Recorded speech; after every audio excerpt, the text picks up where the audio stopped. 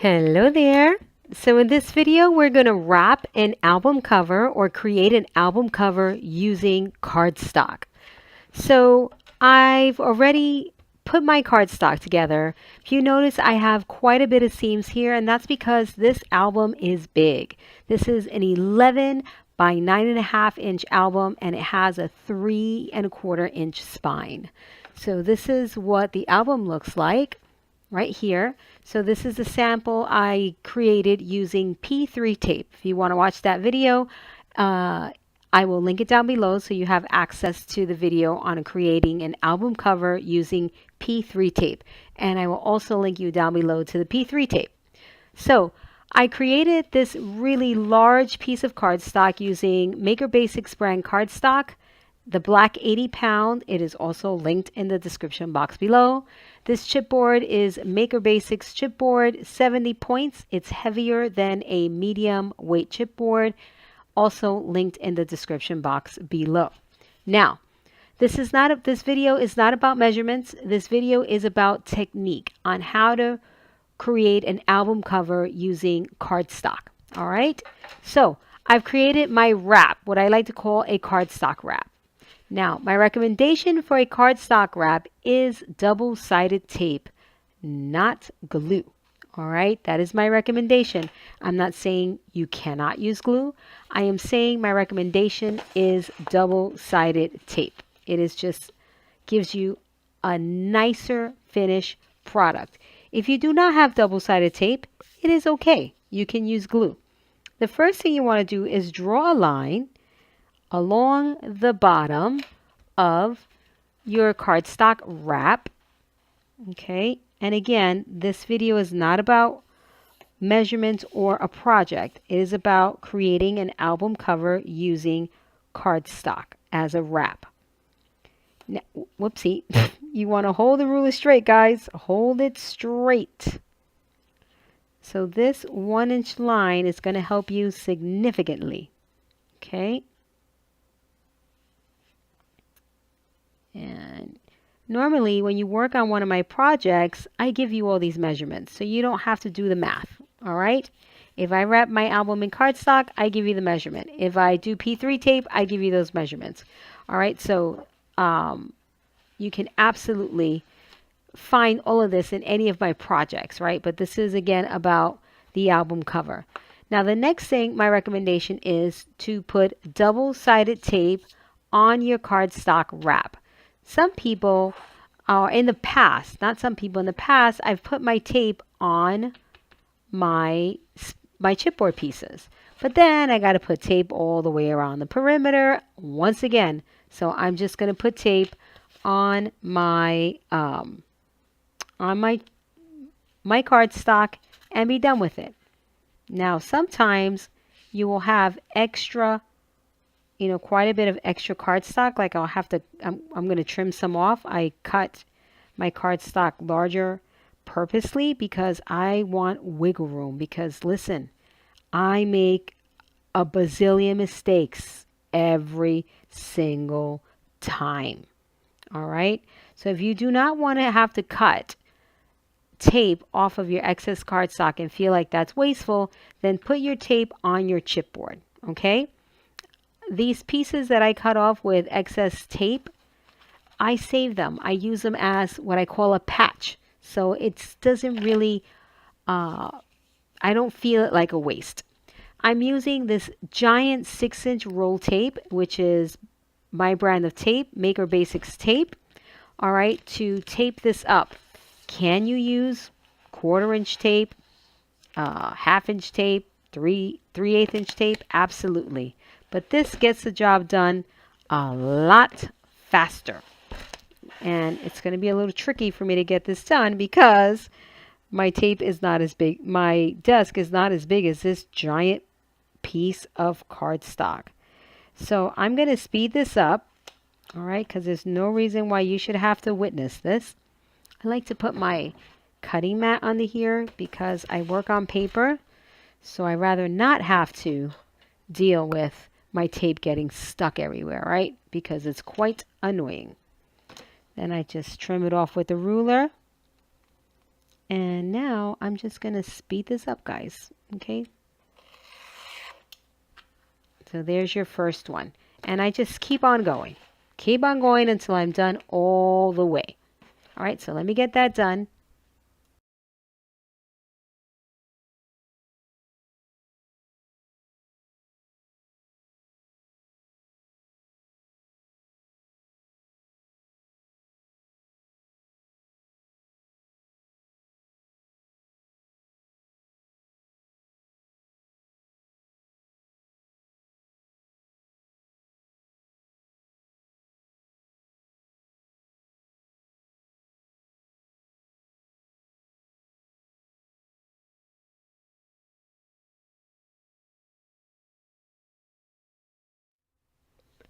All right, guys, so I've got my cardstock covered in tape. And disregard the difference in tape that you see here. When I was testing tapes out for my own brand of tape, this is a sample that I got, and I have it there, so I'm using it. All right. So anyway, you can still see the line, the pencil line. At least I can see it. You want to start off with your spine. You want to center your spine to that center area of the paper. All right, right there. So use that line as your guide to get your paper on there, to get your chipboard on there straight. Then you want to leave a 3/8 inch spacer. All right, you want to do your spacer. Very important. You don't want to ever forget your spacer.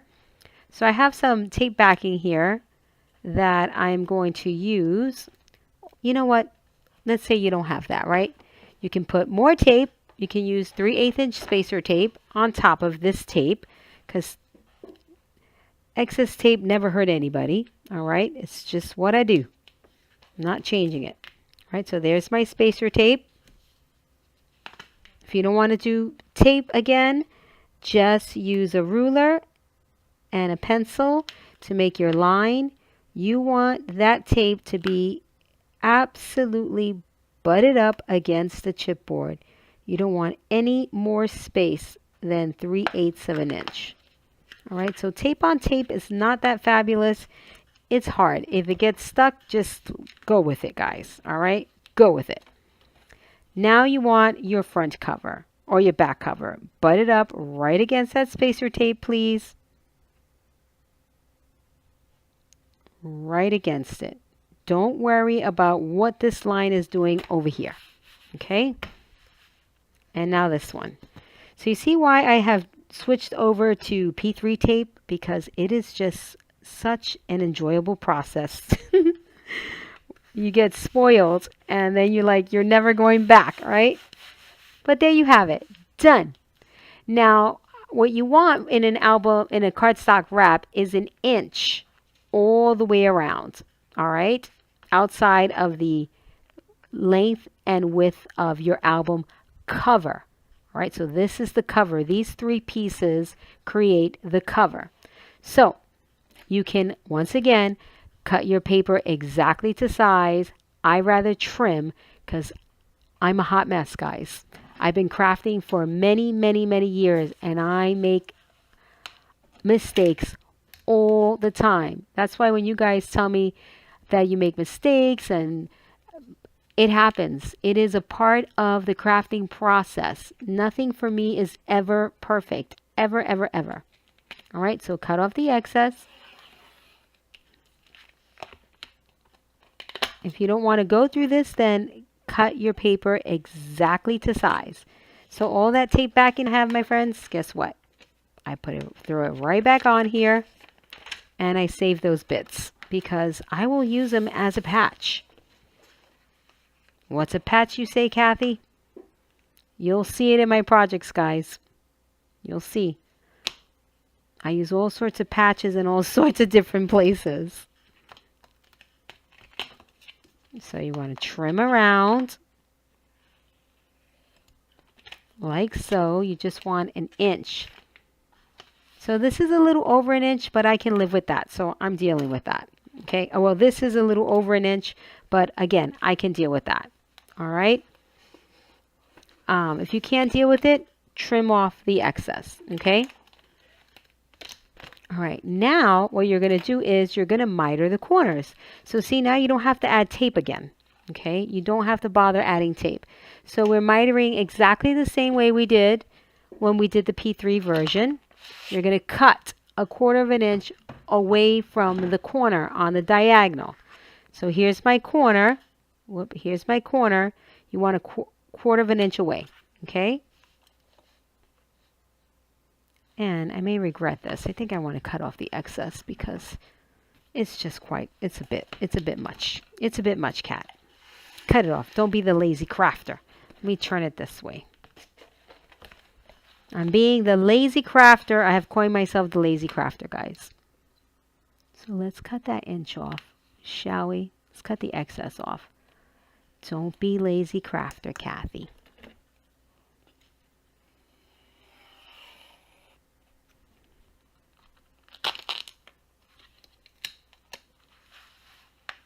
All right, so right up against the chipboard, right there, against the edge of the chipboard, and cutting off the excess.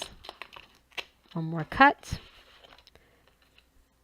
This 6-inch roll of tape is serious, guys. This is some serious double-sided tape I have in the shop. I encourage you all to give it a try if you have not done so yet. If you have, I would love for you to let me know what you think. All right, this I throw out. I'm not saving this, my friends. Garbage. All right, here we go. Now I'm going to cut off the excess.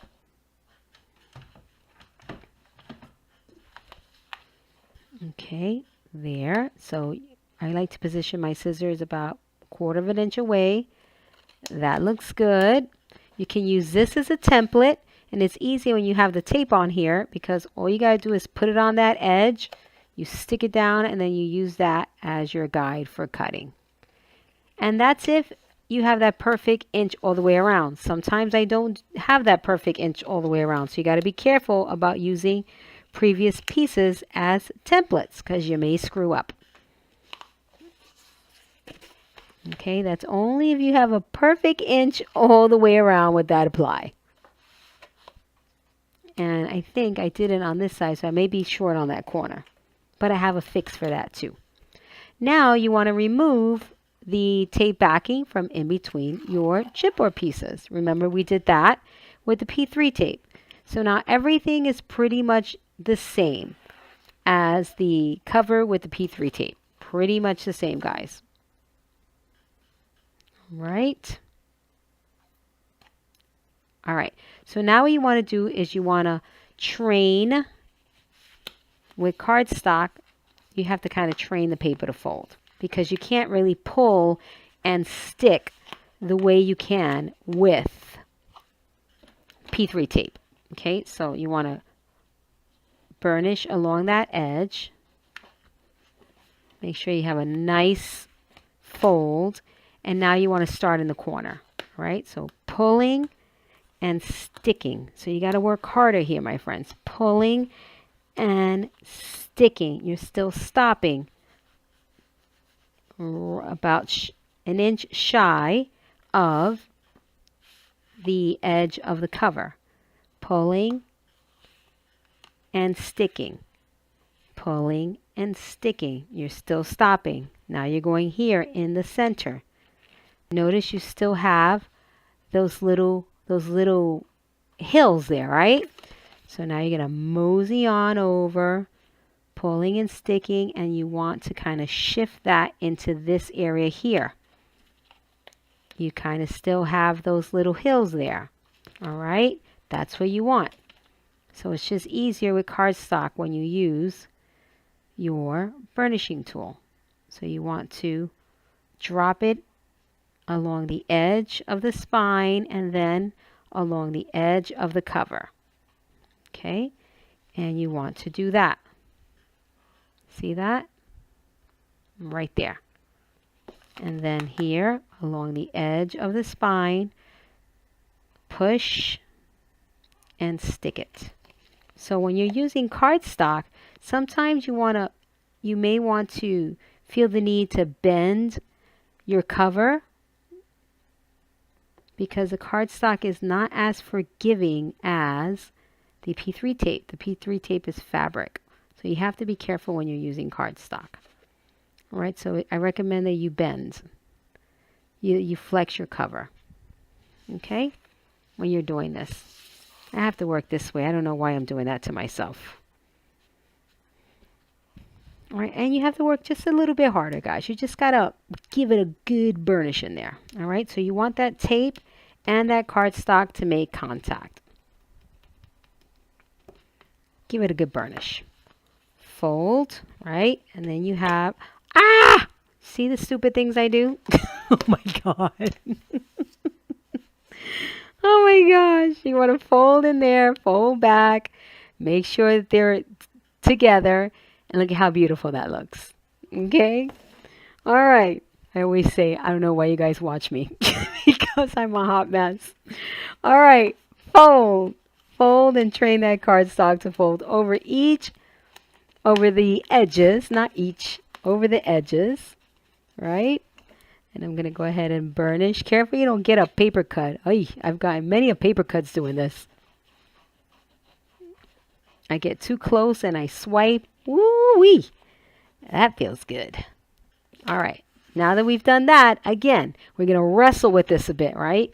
We're going to pull, start at the corner. We're going to pull and stick. We're going to stop shy about an inch from the spacer tape, right? Pulling, opposite end, pulling and sticking. All right, stop about an inch shy of that spacer tape. Middle. Stick it down. Remember, burnish. This is cardstock. You got to help it. All right, give it another burnish along the edge here. Notice you still have those your little mountains there, right?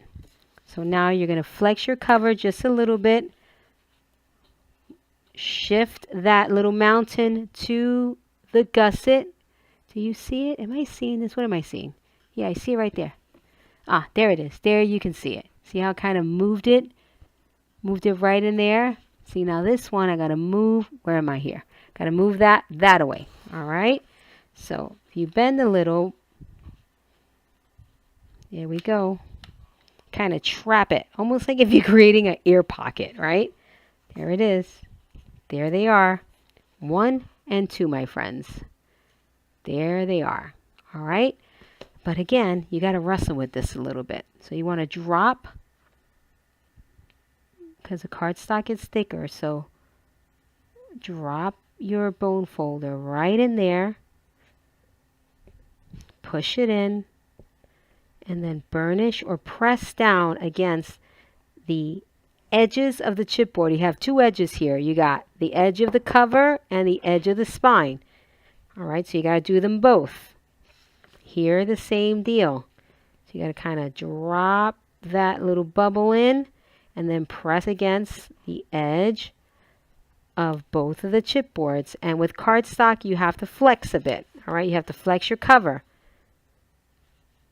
You got to help it.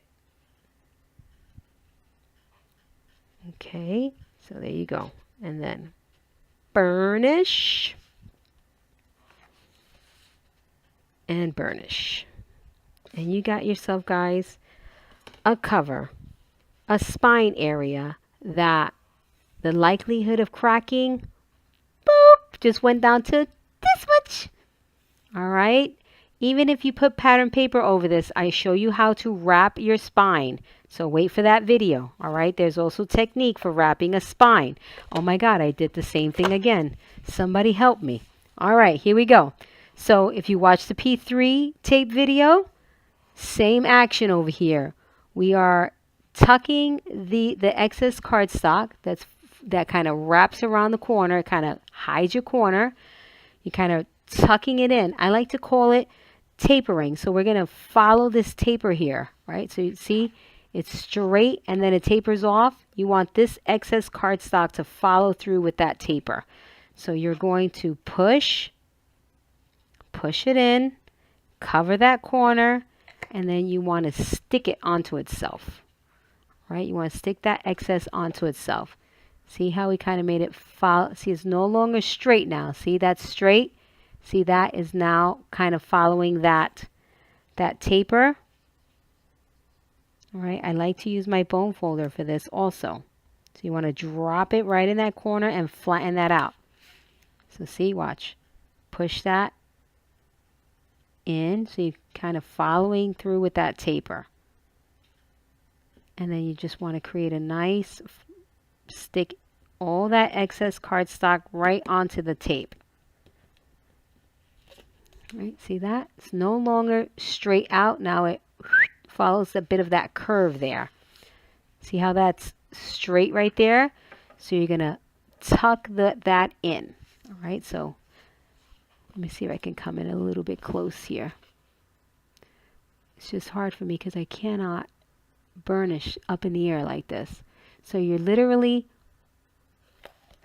going like this and then flattening it. All right. And then right over that edge, and you're creating a nice flat surface. So when you wrap here, there's no excess bulk there. All right. So you're flattening that down. So look, take a look at that. That's actually a pretty good shot right there. See if I could get it to focus a little bit more. There we go. So here's this corner. See, the corner is exposed. So you're pushing that in, pushing, covering that corner. So you're essentially tapering off that straight corner and then flattening that paper down and sticking it onto the tape that's here, right? See how the corner is covered now? It's no longer exposed. That's it. And just make sure it's nice and flat before you wrap. Alrighty, there we go. Beautiful. Now same deal. It's cardstock, so you have to train the paper to do what you want it to do, right? You want it to fold over the edge of this chipboard. Now you burnish. Careful you don't get a paper cut. All right, and now you got to pull and stick. So the cardstock will not lay as perfectly flat as the P3 tape. It's going to give you like a little bumpy there. So you just got to kind of whack it into submission. All right, you just want to kind of take your bone folder and pop it. All right, just give it a little whack. Want to give it a little shaping action there and flatten that out. All right, because the cardstock is much bulkier, right? It's not as thin. But if you've been making album covers forever in 10 days, you know exactly what I'm talking about. All right, so a quick little burnish along the edge. If the cardstock tries to kind of peel off in layers here, go ahead and help it. Peel off that little layer there. You don't need anything sticking out. Okay, so pulling and sticking. The key here is to pull as much as you can and stick because you want a nice tight wrap. All right, so we got a bit of bulk here. So I shape it with my bone folder and give it a little bit of a pounding there. So it can flatten out. And I'm bending this way. No cracking. Look at how smooth that is. And I look at one more time this way. See that?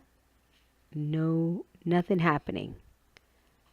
Look at that. How perfect is this? Now again, you see all of the, of course I got a thread in my tape. You see all of these seams here because this album is larger. It's an 11 and a quarter inch album, so the 12 by 12 would not give me the 1 inch excess on the top, bottom, and the sides. So I had to join two pieces of paper together to give me that extra inch here and on this side over here, right? So if you want to see this in action, let me know. I'm not sure how I would structure that video, but it's perhaps something you would want to see in action. But you're literally just adding 1/4 of an inch for an overlap. That's it. You're just overlapping the pieces of cardstock by 1/4 of an inch to create this longer piece of cardstock. All right. Literally, it's an overlap by 1/4 of an inch. So this is 2 pieces. This is 2 pieces. This is 2 pieces. All right. And there is your album cover created with a cardstock wrap. All right, and it is beautiful. So next we're going to move on to creating the binding system, which is the hollow hidden hinge, and you will see that in the next video. Let me know what you think about this little series here, if you find it helpful, if it's a refresher for you, or if you perhaps you learned something new. This is Kathy with Paper Phenomenon, and until next time.